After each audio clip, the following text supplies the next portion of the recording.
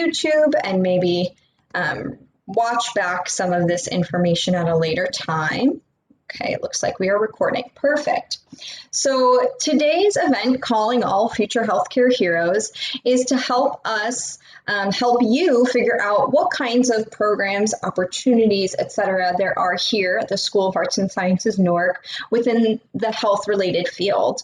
I'm sure most of the folks in the audience are thinking about either studying a subject in the health-related fields or pursuing a career in that field after graduation. And so we hope to give you all the info you need today to feel really confident moving forward in that direction. And we'll also have time at the end of this presentation for a live Q&A. So the other panelists and myself will be here logged in looking at the Q&A and chat box and answering any questions that do come up. Feel free to type it in during the duration of the presentation, but you can also save your questions until the end when we do a Q&A if you'd prefer. Before we dive into the information, I want you to know who you are chatting with today. So we'll introduce ourselves briefly. My name is Spencer Carrion. I have probably been the one to email you all about this link, and sorry in advance for some more emails you'll be getting from me, but we have a lot of good stuff going on that we want to share with you all. I am an assistant dean in the School of Arts and Sciences-Newark at Rutgers University, Newark, and specifically, I help oversee some of our recruitment and community engagement initiatives, which is why you will be hearing a lot from me as an incoming student. I will pass it over to Mr. Appia. Thank you, Dean Carrion. Good afternoon, everybody. My name is Yao Appia. I am a student counselor, a PreHealth advisor here at Rutgers Newark. I look forward to having a fruitful dialogue with you all today. Hey, what's going on, everybody? My name is Chad Flins. I'm one of the assistant deans here in the School of Arts and Sciences also, and I oversee the PreProfessional Services unit. Awesome. Thank you so much. All right, so before we get into all of the health-related items, I did want to make sure that the folks in the audience got a brief overview about the School of Arts and Sciences-Newark. I understand that some of you may have already come to one of our events or admitted student day, so I'm sorry if some of this information is repeated, but it is important for the folks in the audience who might not know yet. So the School of Arts and Sciences-Newark, which we will call SASN, we'll abbreviate that a lot, so that's what we're referring to, is comprised of two undergraduate colleges. We've got University College Newark, which we call UCN, and the Newark College of Arts and Sciences, NCAS. We like our acronyms here. NCAS specifically is the oldest college at Rutgers University, Newark. And what that really means for you is that you're entering the school with an extremely large alumni base, really strong community ties, and we've been able to build that over time to strengthen that community and offer you a large number of resources and networking opportunities. Despite enrolling the most amount of students here at Rutgers University, Newark, we are the largest undergraduate college. We do prioritize creating a more individualized and intimate college experience for you. So that means small class sizes, lots of opportunities for one-on-one interactions with faculty, working closely with your peers. And students are also assigned an academic advisor when they attend here. So we want to make sure we're providing you with a very high level of support, not just on the academic side with your faculty, but also on the staff side. Granted, we're still focusing on your academics, but every student is assigned an academic advisor as well as a faculty advisor when you do go ahead and select a major and a minor. And your advisors are here to guide you through your whole college experience so that at no point are you feeling lost or unsure of where to turn. We're always here to make sure we can advise you about next steps. And then our faculty and staff also work really closely and collaboratively together to provide you with opportunities outside of the classroom.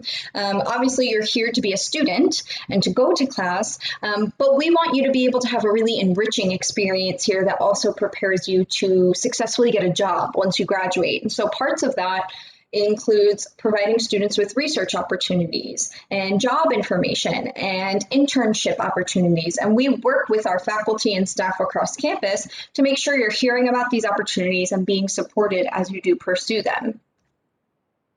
I do think it's important for you all to know what an SASN degree entails overall, just so you have an idea before you begin classes in the fall of what to expect. And it will help, I think, help you make sense of some of the programs that are going to be discussed with you in just a little bit. So first and foremost, all of our students are expected to complete the core curriculum. The only folks in the audience who might not have to complete the core curriculum, which is our general education requirements, are either second degree seeking students who already have a bachelor's degree and are coming here to get their second bachelor's degree.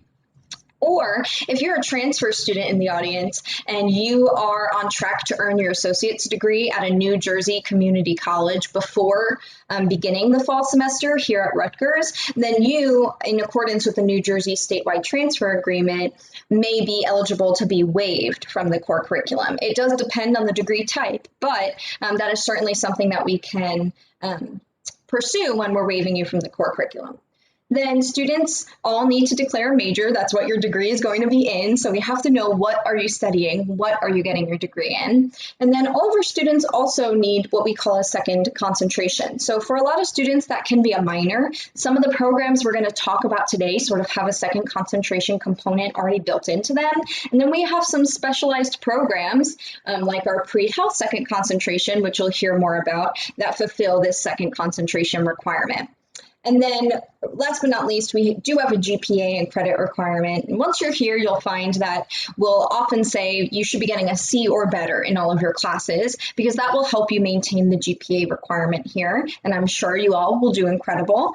And then also credits. Every student needs a certain number of credits to graduate, and here it is 120, but don't you worry about that too much now. We will talk about that more at your SOAR session when you register for classes, but I wanted you to just have an idea before we dig into the pre-health info. So we offer a whole lot of majors and minors here at the School of Arts and Sciences-Newark. And I know it can look a little bit overwhelming to see a big list and somewhat tiny letters on the screen, but I wanted you to see the actual magnitude of how many programs you can choose from when you're here. And as you can see, we split up our majors and minors into three main areas of study. We have our arts and humanities, we have our social sciences, and we have our STEM, so science, technology, engineering, and math. Now, some of the majors we're going to discuss today, or programs we're going to discuss today, will really fall within the STEM category. But I want to encourage you that even if you're considering some of the majors or minors in arts and humanities or social sciences, that does not bar you from being able to be involved in some of these opportunities within the health field and through our pre-professional services team. So definitely stay tuned and don't log off if you're one of those students. We definitely have some opportunities that are exciting for you. So without further ado, you're here to hear about health, so I'm going to stop talking and hand it over to Mr. Appia, who is going to give you all of the details that you need to know about our health programs here at SASN. Thank you, Dean Carrion. Once again, good afternoon, everybody on the line. I'm excited to have this opportunity to discuss some of the programs and services we offer to, our pre-health population, or in general to our pre-professional population. So at Rutgers University in Newark, the Office of Pre-Professional Services is the unit that is charged, if not tasked and responsible for assisting, advising all students with pre-professional interest. So as you can see on your screen by the symbols on the PowerPoint, it reflects the sort of different areas that we provide advisement for. We're talking about medicine, we're talking about dentistry, we're talking about pharmacy, and so forth. So my unit, along with my team, we assist all students on this campus who have interest in pursuing pre-professional or health professional interest post their undergraduate studies. So if you're looking to go to medical school, but be it MD schools or DO schools, if you're looking to pursue dental medicine, ophthalmology, if you're looking to pursue pharmacy, if you're looking to go to PA, PT, OT, and so forth, my office will be the one you're going to be working with. We provide everything that you need to ensure that you're on the right path. I am going to spend a little bit of time today to go over specific services and additional programs that we offer through the Office of Pre-Professional Services. All right, so the first main sort of thing that we do for our students is academic and pre-health advising. right? So for those of you with these higher aspirations and looking to go into the health professions, we provide the necessary advisement, guidance, and assistance that you're going to need to ensure that every decision that you make, every class that you take, whatever it is you're thinking about, you are in the right direction to be able to achieve that higher aspiration when you're done with your undergraduate degree. Be it, if let's say you're not sure about what major you should pursue, right? You were thinking about biology when you were coming to college, or even as you were looking to transfer and start here at Rutgers Newark. But then you're like, I'm not sure if I want to do biology, but I still want to pursue medicine. I still want to pursue PT. I still want to go to dental school. What else can I do? We can guide you with that sort of decision making. If you, when it comes to the application process itself, right? How do you apply to these health professional programs? When should you apply? What do you need to apply? We guide and assist students with that as well. We also, can meet with you to talk about anything you want to talk about. If there are any issues, concerns that relates to your motivation, that relates to your desires, your interests, even if you decide to switch, right? If you were interested in medicine at one point and now you're thinking about nursing, you're thinking about a physician assistant, you're thinking about something different, but still want to be in the area of healthcare or within the health environment, we can assist you with that. So when it comes to advisement, there really isn't anything that we can't do to assist you, right? Every area of academic advisement, every area of pre-health advisement that you need, the Office of Pre-Professional Services, we are here at Rutgers Newark to help you, to guide you, and to assist you. So again, do not ever hesitate. If you are not sure about something, if you are confused about something, of course, we hear things, people tell us things, right? My friend who was doing this, who was also going to medical school, told me this and that. Is this true, right? It's important for you to come to our office to seek the proper advisement and guidance so that at the end of the day, when you are done with your bachelor's degree and you're getting ready to transition over to the health professional program, you have a very strong application to ensure that whichever school you're looking at, you have a greater chance of success in getting admitted. So academic advisement, pre-health advisement is a core fundamental aspect of our job, and therefore we encourage all students with these sort of aspirations to seek us and to come to us for those advisement and guidance. So beyond academic advisement, which we provide throughout, we have two specific accelerated programs that I'm going to go over today with you. For those of you who are coming from high school, who are looking to go into medicine, we have an accelerated program for Bachelor to Medicine. We call it BA-MD, which is a highly competitive program that ensures that the student is able to complete, undergraduate and their medical degree in 7 years. Right, when you think about the traditional route to these health professional programs, traditionally under normal circumstances, it takes roughly 8 years to earn your MD degree, right? Consisting of 4 years of undergraduate where you complete a bachelor's degree, and then you apply to medical school, and then you go to medical school for an additional 4 years, a total of 8 years in order to earn the MD degree. Now, through our accelerated BA-MD program, it's possible for you to earn the BA-MD degree within 7 years.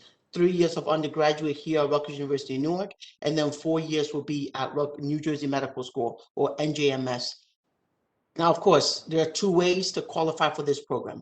The first way is high school. For those incoming first-year students, right? For those of you who will be coming to college for the first time, graduating seniors this year and entering college this upcoming fall semester, or in any particular time period, you would apply, if you have interest in BA-MD, you would have applied for this through your high school, or through high school as you're graduating. And then another way, if you don't qualify, especially, if you don't, you apply, you either don't get in, or you didn't qualify, you didn't know about it, you weren't sure about it, and then you come to Rutgers, you've taken classes in your sophomore year, all right? While you're in your sophomore year, which would be your second year, there's another opportunity to apply for the 7-year BA-MD program. More information can be found on our website. But certainly, if you have any questions about this accelerated program at the end of this session, when we do the Q&A, I'd be happy to discuss that further. The other accelerated program that we have is pharmacy. For those of you who are interested in becoming pharmacists in the future, who want to earn the PharmD degree. So Rutgers University in general, there's only one pharmacy school, which is the Ernest Marville School of Pharmacy, located at the Rutgers New Brunswick campus.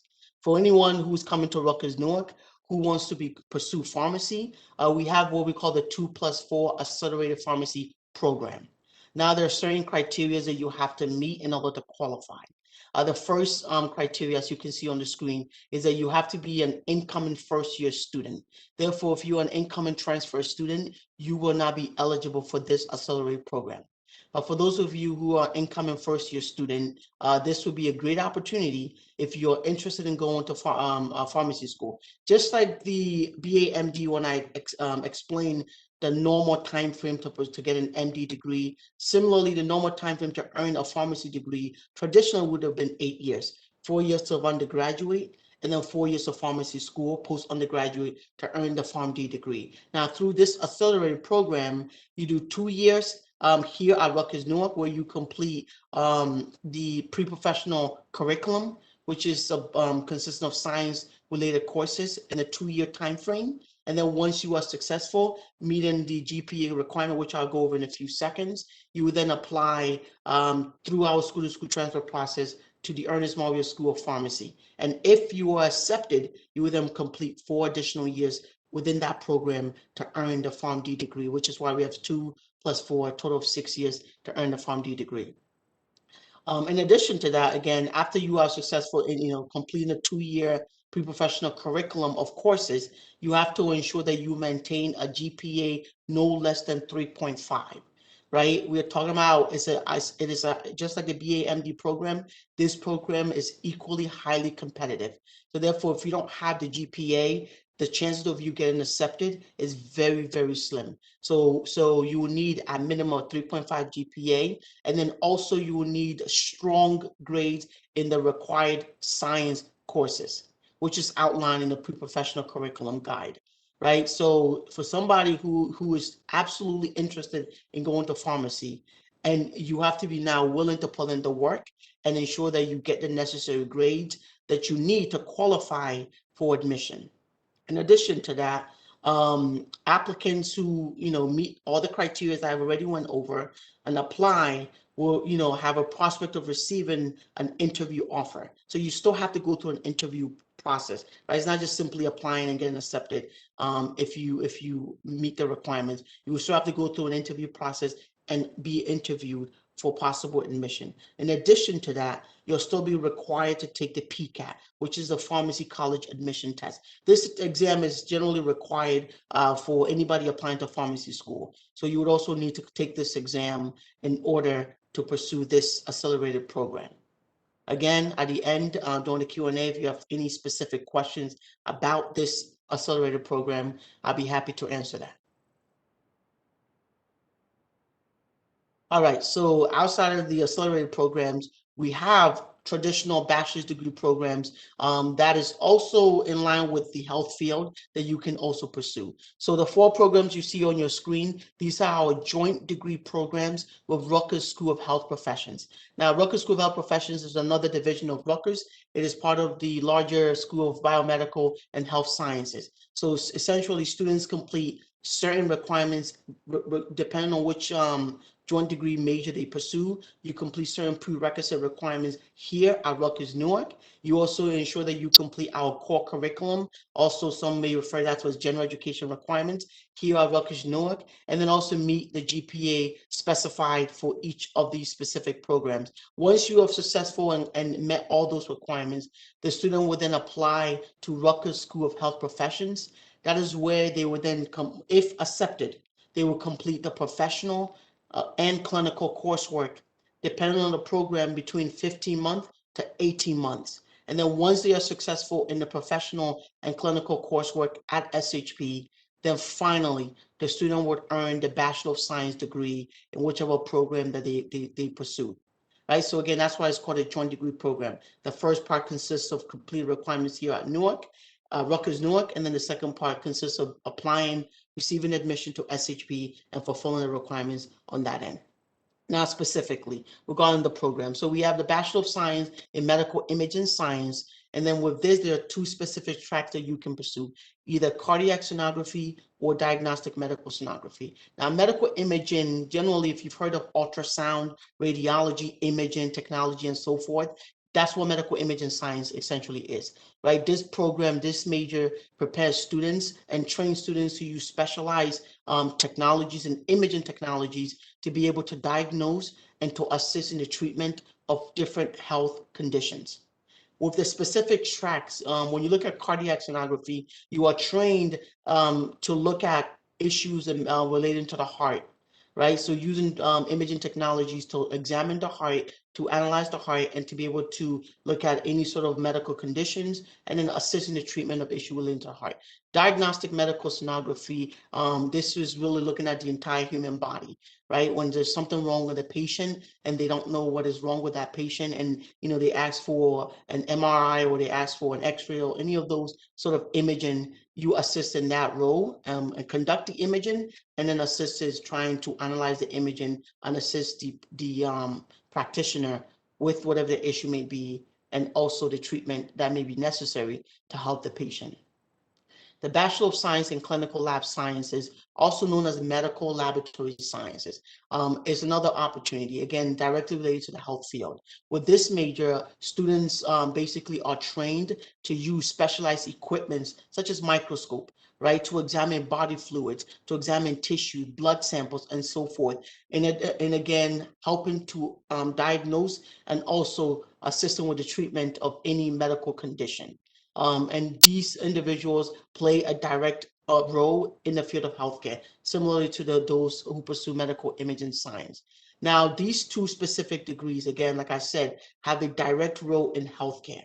So for those of you who have these aspirations about going to the health professions, right, be in medicine or any form of health related programs after your undergraduate, if you're still wavering, if you're still not too sure, if you're thinking about it, or even if you think you're going to need a little time before you go right into these sort of programs, pursuing these joint degree programs, medical imaging or clinical lab science, is an excellent alternative, right? And the unique thing about these programs is that once you are successful and you complete everything you need to complete, you take the board certified exam for each of the respective programs, you are able to get employment immediately.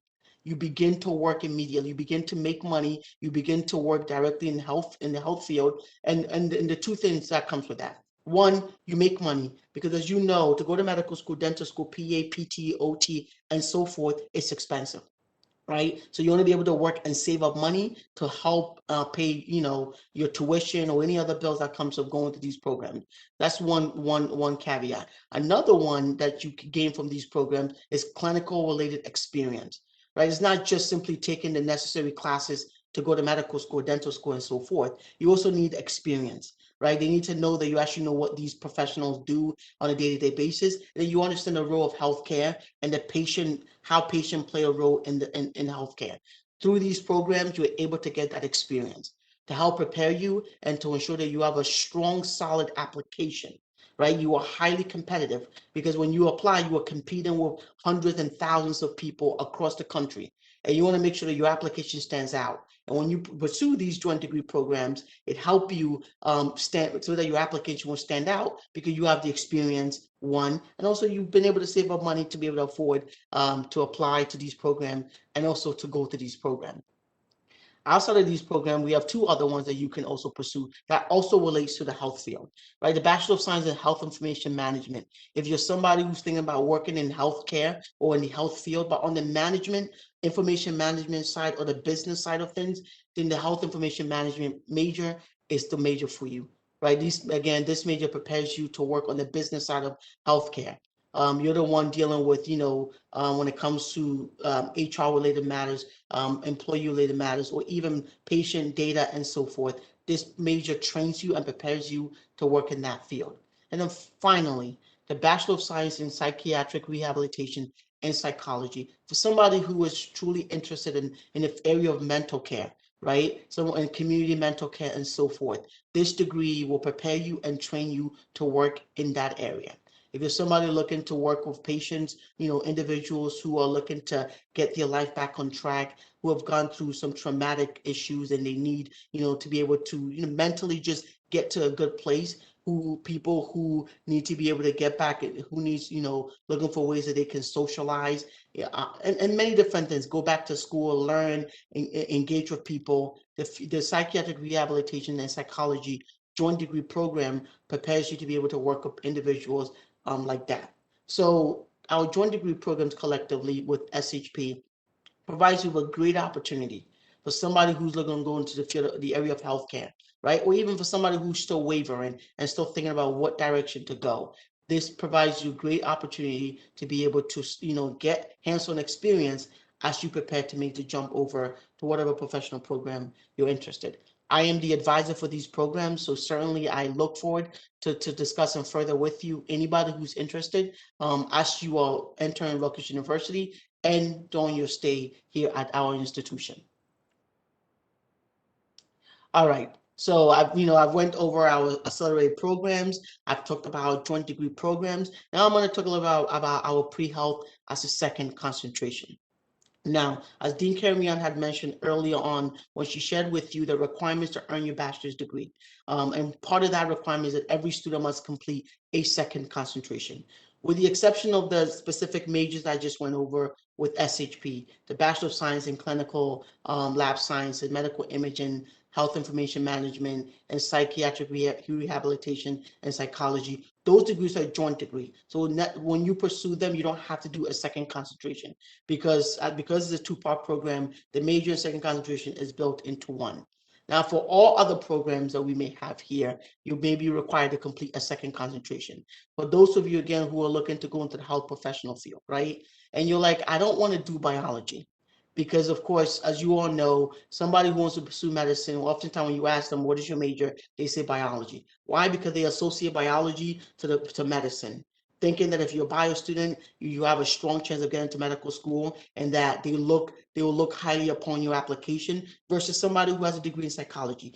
That is not true, right? Medical school admission officers they're not going to be looking at your, they're not comparing those who are coming with a science degree versus those who are coming with a non-science degree and saying that a science degree do better than a non-science degree. And realistically speaking, if you look at any of the data out there regarding the MCAT exams that is necessary for medical school, the scores that students get, and also even the relative to GPA, it's relatively the same for science-based students and non-science-based students. I say this to say that you don't need a biology degree to go to medical school, to go to dental school, to go to any of the health professional programs that exist. All you need to do is complete a major, have an undergraduate degree, and prerequisite requirements as defined by that specific program. This is where the second pre-health and second concentration comes in, right? This is designed specifically for those students who don't want to be a bio major, who don't want to be a chemistry major, but still want to go to these health professional programs. You can be a psychology major, you can pursue sociology, anthropology, so anything in the humanities, the social sciences, and the arts, right? And then you can pursue pre-health as your second concentration. It will allow you to take the classes that are critical and necessary for these programs. Now, the classes that you see on your screen, these are predominantly classes for medicine and dental school. For the other health-related programs, the classes on the screen also may satisfy those requirements. So therefore, if you're looking at PA, PT, OT, definitely we can talk specifics about what classes that you need. But if you want to do the entire period of the second concentration, it's great because not only will you take the core classes you need, but you'll take more than you will need for whatever program you're pursuing. But again, these are the basic classes that you're going to need to go into these programs. As you can see, all the highest biology course that you will need is biochemistry, right? So you don't need any advanced level bio courses because it's going to help you in medical school. That's not true. So for those of you who are wavering, not sure, don't want to do biology, even wants to do biology, I'm urging you to rethink that, right? Because you have a great opportunity to be able to take the classes that you need through our pre-health as a second concentration. Any further questions you may have, I look forward to answering that during the Q&A. All right. So we've talked about curriculums and majors and so forth. Now let's talk about how to get you involved, right? How to get you to start networking, how to get you to engage now with the campus community, as well as your fellow classmates, like-minded students who may be looking to go to the same places that you want to go to. You can do that through our learning community, specifically our health professions learning community. This is designed for first-year students, right, who are incoming to Rutgers University in Newark. You would apply as part of the when you sign up for SOAR, you indicate that on the application, and then my office will touch base with you on the application process. But essentially, for those students who are applying and are accepted into this program, you are able to come together as a community, and you enjoy a lot of benefits, specifically the benefit of sharing common academic and co-curricular experiences and also making new friends. As you enter college, especially if you're a first year incoming student, you're like, I went to high school in some town up in North Jersey or somewhere in South Jersey. Rutgers is new to me. How am I going to make new friends?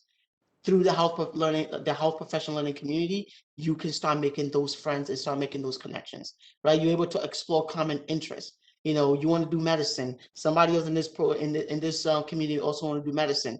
You can collaborate and share ideas. And most importantly, being a part of a close community of peers, right? Engaging with your fellow classmates about everything that's happening in the health field and the directions that you all want to go. Now, as part of this community, you enjoy additional benefits. The first here is this community that is designed for students who have interest in the health profession. So everybody and anybody who want to go into the health professions, right? Beyond medicine, beyond dentistry, beyond optometry, anything that is classified as health, you can, as part of this community, you'll be able to learn and engage with other students who are just like you.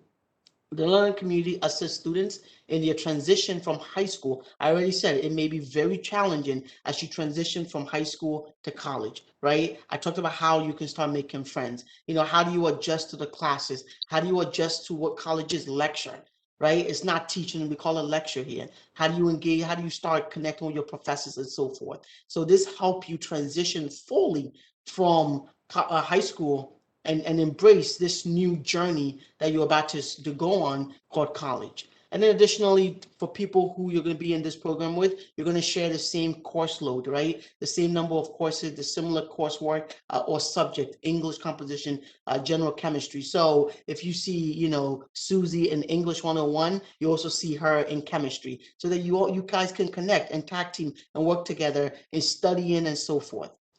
We also provide academic and personal advisement. Dean Flens, who introduced himself earlier, who oversees PreProfessional Services, actually teaches this course. And so he provides hands-on personal advisement, right? Again, this is unique for these students in that if, let's say, you want to do medicine, but then you're like, I thought about dentistry, right? The influence can work with you and help you sort of navigate this sort of discussion so that you can make the right choice for yourself and be able to go where you need to go.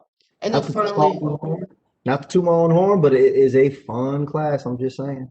it definitely is a fun class. And then finally, extracurricular experiences specific to health profession interest is provided. One of the unique thing about this class is that Dean Flens invite not only admission counselors, but program directors who are experienced in these health-related field that you want to pursue. So you get to network and you get to engage with them.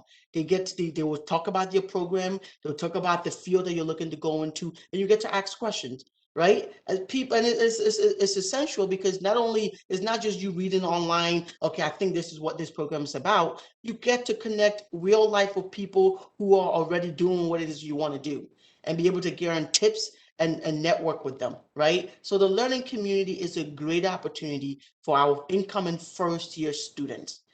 For somebody who don't know what to do, but they know they want to go into health profession, I strongly urge you to consider this option because it is going to highly, highly, highly benefit you in the long term.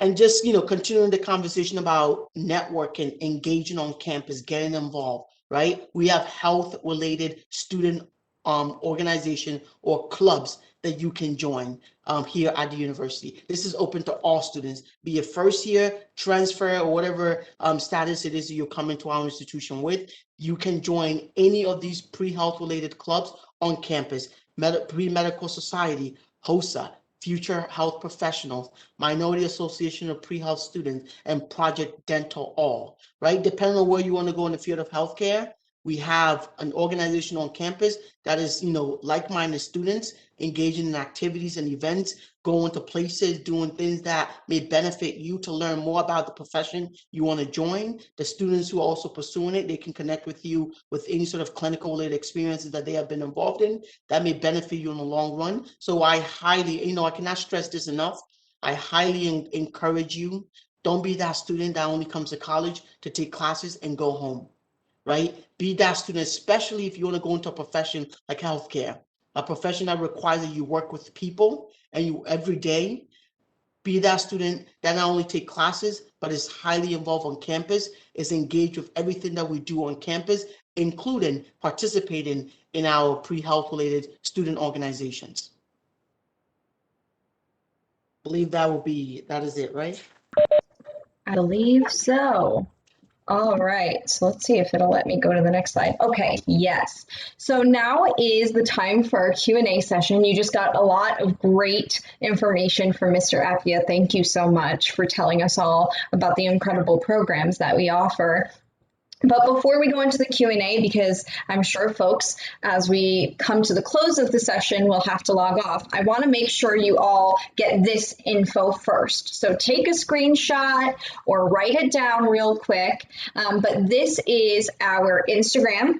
And the reason I put that on there is because every time we have an event, you're probably going to see it on our Instagram, either in our feed or in our stories. So if you follow us, you won't even have to worry about checking your email sometimes to know when something's going on, because I'm sure y'all are checking your Instagrams fairly regularly. So definitely follow us there. And then here are 2 email accounts that you can reach out to if you have questions after today. The SASN_advising is our general account. And then we also have a transfer specific email address. So if you are a transfer student and you have more specific questions about the transfer credit experience and opportunities specific to transfer students, you probably want to email the TR Services email on the screen. And then I linked our PreProfessional Services unit's webpage as well, because that's where you'll find the information Mr. Appia covered today and all of the programs that we offer in one space if you want to go back, revisit some of the information. And again, this recording will be up on our YouTube. So if you actually go to the School of Arts and Sciences-Newark Accepted Students webpage, you'll be able to find our YouTube link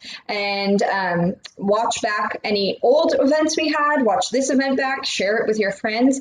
And also on that webpage, you'll see the list of our virtual events for the rest of April. If some of you are hoping to get experience with research as well as a Rutgers student, we actually have a whole research week coming up, April 19th through 23rd. And during that week, we actually will have a couple events where you can speak with students who have done research on campus and ask them about that experience and figure out how to get that experience yourself once you're here.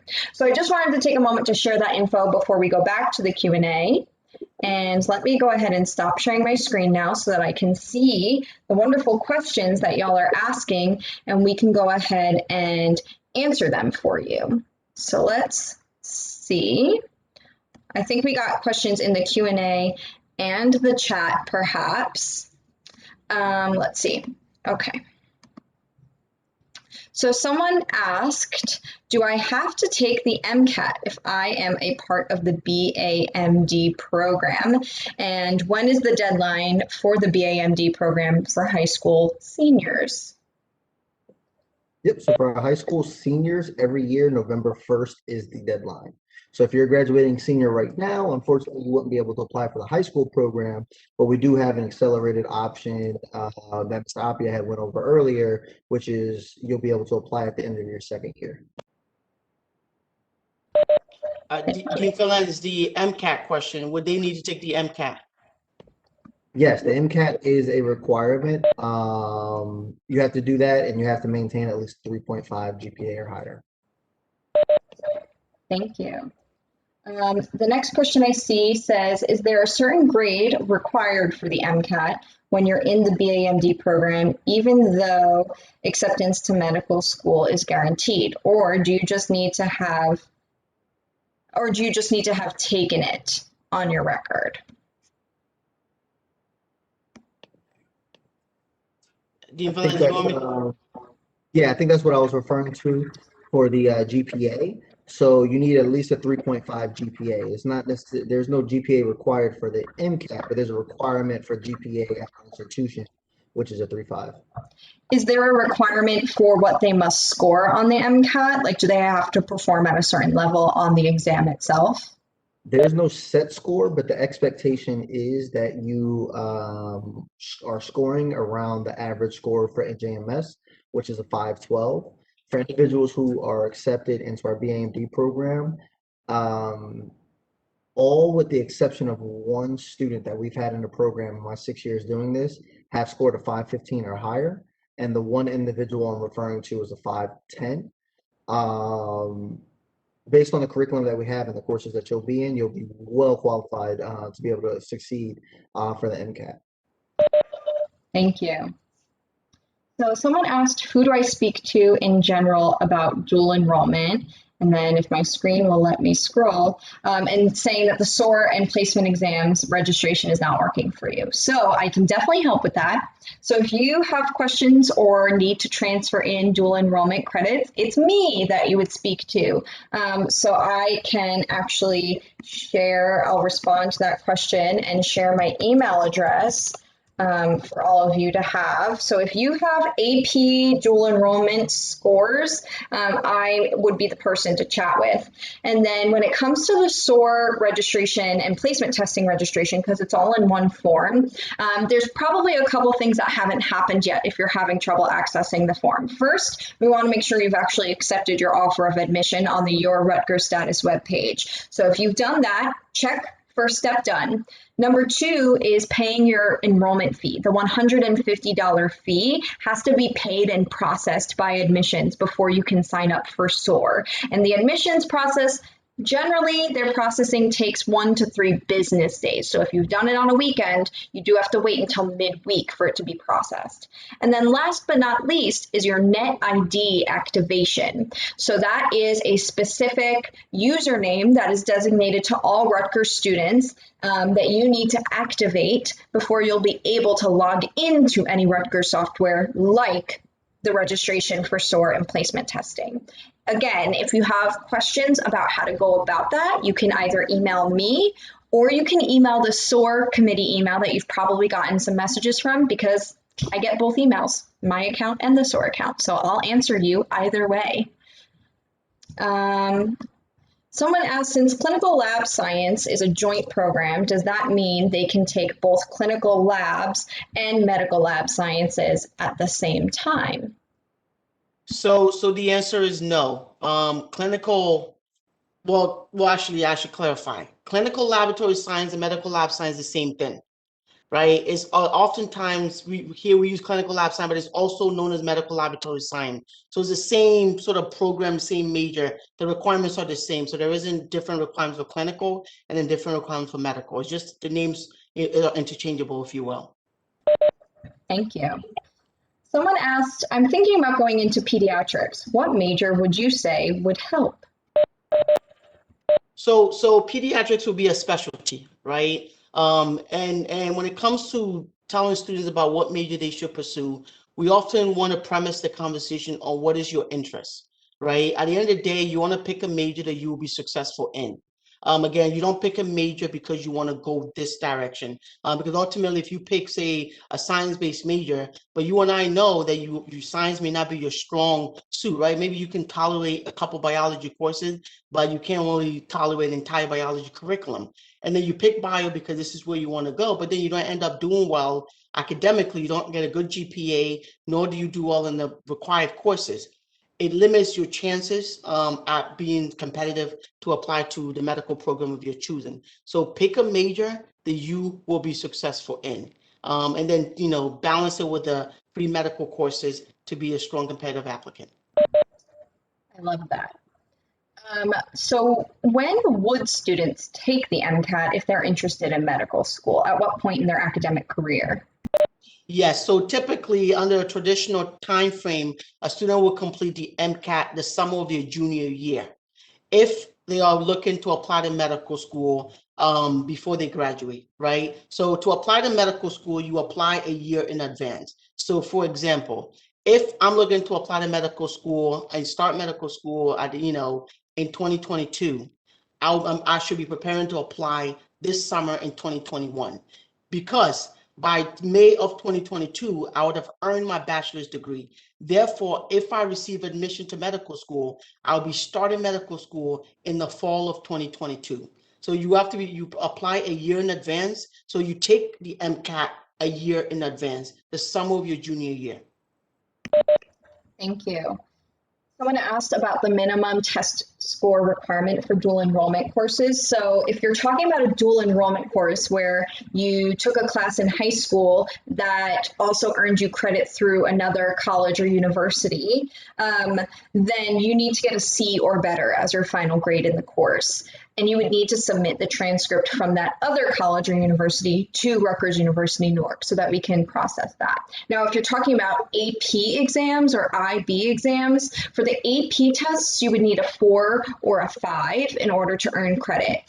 For the IB exams, you would need to earn a 5, 6, or 7 on an HL exam specifically to get credit.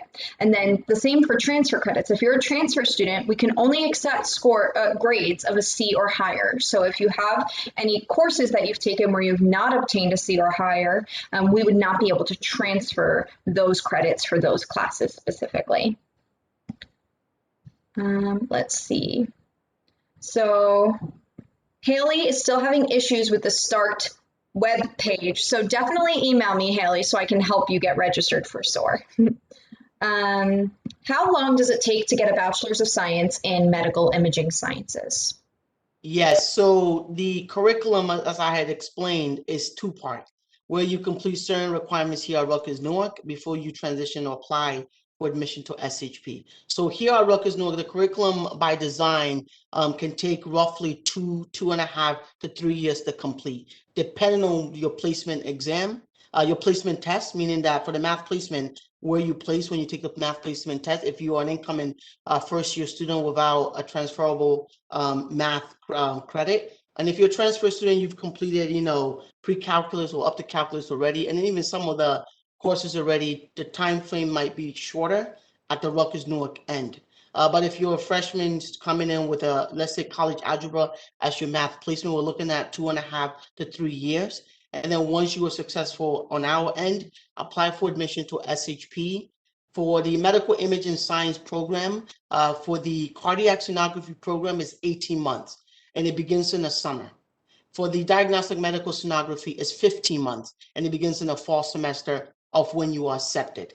So that's how long it would take you to complete a professional coursework for medical imaging science. For clinical lab sciences, it's 15 months. For the Bachelor of Science in Health Information Management, it's 15 months, and the Psychiatric Rehabilitation Psychology is 15 months. Only the medical imaging cardiac sonography option is 18 months, but every other one is 15 months at SHP. Thank you. It looks like we have someone that wants to clarify the requirements for the BAMD program you can apply to in your sophomore year. Can you clarify what the requirements are for admission into that program? So essentially, it's pretty much the same as the high school program. We are still looking at SAT and ACT scores that you've already taken, which you would have needed a minimum of a 1400 for SAT or a minimum of a 32 for the ACT. Now, if you've already started college, you're taking credits, it doesn't make sense for you to go back and retake those tests if you haven't received those scores. If your main interest in doing BAMD is the fact that you can finish a little early, you can work with our advisors who are specialized in creating custom academic plans to get you out within 3 years and applying to these programs. But that's the minimum requirement for the standardized test scores. You would need to have your major or minor in gen eds completed by the end of your third year, which for some students, that's a little too accelerated. And you would need 5 letters of recommendation and a resume to show that this is really what you want to do. You need a lot of extensive clinical experience, research experience. If you have the time, that's just supplemental. It's not required, but you definitely need clinical experience to show why it is you want to do what you want to do at NJMS. Thank you. We touched upon this a little bit, but Mr. Appia, maybe you want to elaborate. Someone had said that they're an incoming first-year student and they plan to major in clinical lab sciences, and they wanted to know what minors you would recommend for them. Yes, so as I had explained, the joint degree programs that I had went over SHP, you are not required to complete a minor or a second concentration in addition to those majors. Because they are two-part programs where you do the first part here and then you're expected to transfer to SHP for the second component, it is the major and the second concentration are built into one. So you don't have to complete a minor, but obviously if you're somebody who's like, I still want to do a minor, you can do so, but it's not required for the joint degree programs. Thank you. Someone asks, and this is a great question. I even think Dean Flens and I were talking about this a little bit earlier, and they said, does the study abroad program affect your studies as a pre-health student? So basically, can you study abroad if you're a pre-health student? Dean Flens, do you want to speak to that maybe? Yeah, sure. It's very possible. If you have the ability to, it's a great opportunity. However, being being the current climate of COVID and everything that's going on right now, do I recommend study abroad? No. But if you have the ability to finish all your coursework and prereqs that you're going to need for your school that you're applying to, and you have some room where you could take some elective credits and things of that nature, and you want to consider going overseas or somewhere where you can